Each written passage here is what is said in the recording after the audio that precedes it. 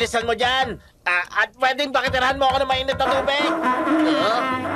Ang conch signal! Tara na, kaibigan! Susunod na.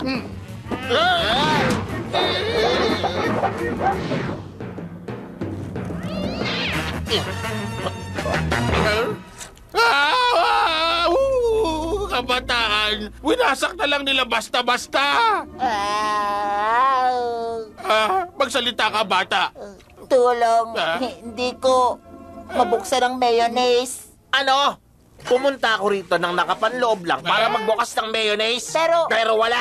Hindi kami pwedeng makapaglaro. Dapat lagi kaming handa para sa totoong mga problema. Barnacle Boy, mag-isip ka nga muna. Hindi na madalas magkaroon ngayon ng problema. Hindi gaya ng dati.